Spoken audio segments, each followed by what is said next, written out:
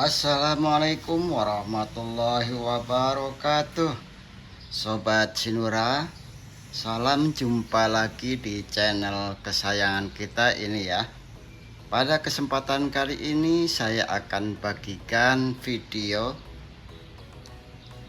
bagaimana cara mengatasi busuk pantat pada tanaman tomat kita. Dan pada kesempatan ini penyakit busuk pantat atau disebutnya blossom end rot, biasanya disebut dengan ber juga ya. Ini biasanya menyerang pada tanaman buah tomat kita pada saat keluar bunga dan berumur kurang lebih sekitar 2-3 mingguan ya. Antara biji tomatnya sekitar kepalan jempol ya, sekitar ukuran jempol kaki ya teman-teman. Nah, sebelum kita lanjut ya pada videonya, seperti biasa teman-teman Sobat Sinura, bagi yang baru bergabung untuk selalu dukung channel ini dengan cara like, komen, serta subscribe agar saya lebih semangat lagi memberikan video yang bermanfaat untuk teman-teman semuanya. Oke, kita lanjut saja ya. Nah, ini tanaman tomat yang ada di halaman atau di rooftop saya ya. Ini ada sekitar 8 pohon. Dan ini hanya sekedar hobi saja ya teman-teman, untuk memanfaatkan lahan yang ada di rooftop saya, baik untuk tanaman tomat maupun tanaman-tanaman yang lain yang sekiranya saya bisa manfaatkan untuk menambah keperluan dapur kita ya teman-teman. Karena saya memang hobi menanam, suka dengan tanaman-tanaman, jadi saya coba sharingkan kepada teman-teman bila mana terjadi masalah seperti busuk pantat ini, agar teman-teman juga bisa nanti mengatasinya ya teman-teman. Nah, penyakit ber ini atau yang disebut blossom end rot ini paling berpotensi terjadi di saat cuaca hujan atau panas silih berganti teman-teman. Kronologi munculnya seperti berikut ya teman-teman. Yang pertama, ketika hujan turun, air itu membasahi seluruh tubuh tanaman tomat tak terkecuali buahnya. Yang kedua, ketika hujan reda, sisa-sisa air yang membasahi buah luruh ke bagian bawah buahnya ya oleh gaya gravitasi. Nah, yang ketiga, air mengumpul di bagian pantat teman-teman, di bagian pantat buah yang kebetulan merupakan area yang paling lunak dan memang kulitnya tipis. Yang keempat, kulit buah di bagian bawah menjadi turgid atau terisi air. Jika berlangsung lama, maka sel-selnya akan mengalami lisis, yaitu kerusakan sel, yang salah satu penyebabnya karena sel terlalu kenyang oleh air menjadi lebih lunak dan mulai membusuk. Yang kelima, di saat cuaca panas, kadar air dalam sel-sel di area pantat buah akan berkurang dengan cepat, kemudian mengering, menyebabkan pantat buah keriput, warnanya lebih gelap, dan terjadilah ber atau blossom end rot. Selain guyuran air hujan, penyemprotan pupuk daun atau pestisida yang pH-nya terlalu asam dengan volume semprot berlebihan juga bisa mengakibatkan ber. Nah, salah satu yang menjadi penyebab kenapa tomat saya ini juga terserang ber, ini saya prediksi itu karena perbedaan cuaca ya teman-teman. Kadang-kadang hujan, atau tiba-tiba hujan gede, besoknya panas terik. Nah, inilah yang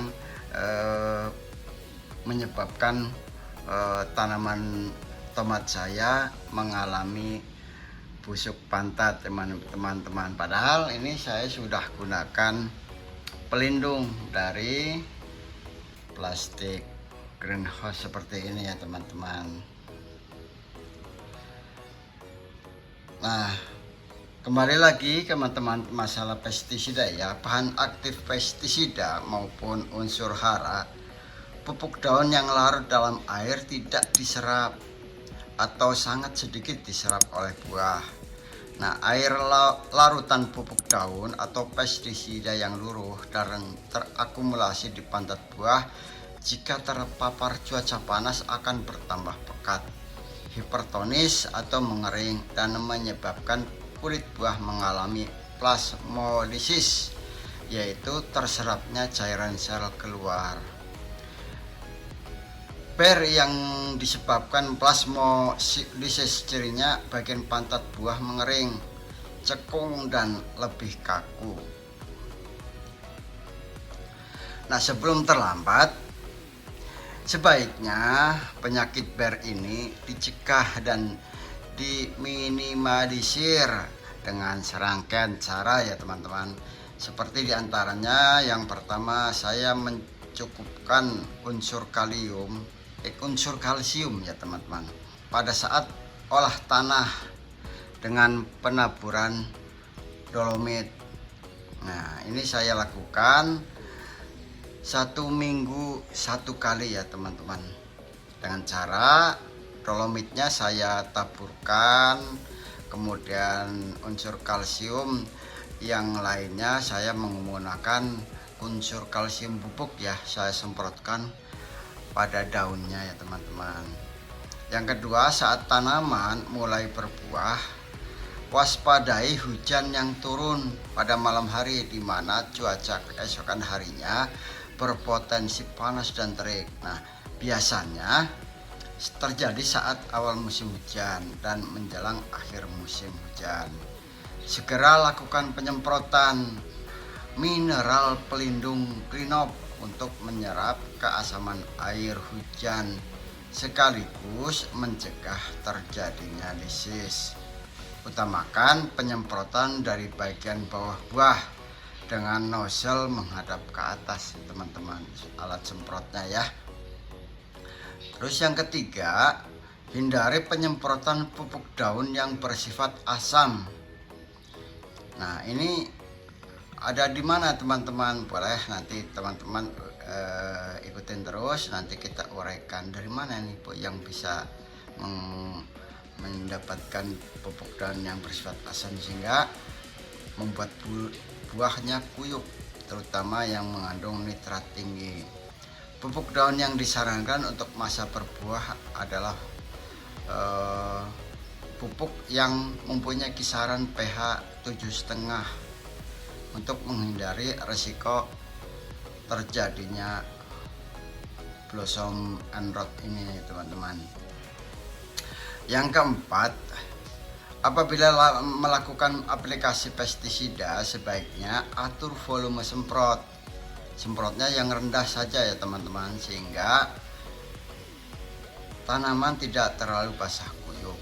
Untuk membantu perataan dan pembasahan, tambahkan surfaktan atau adjuvan. Jika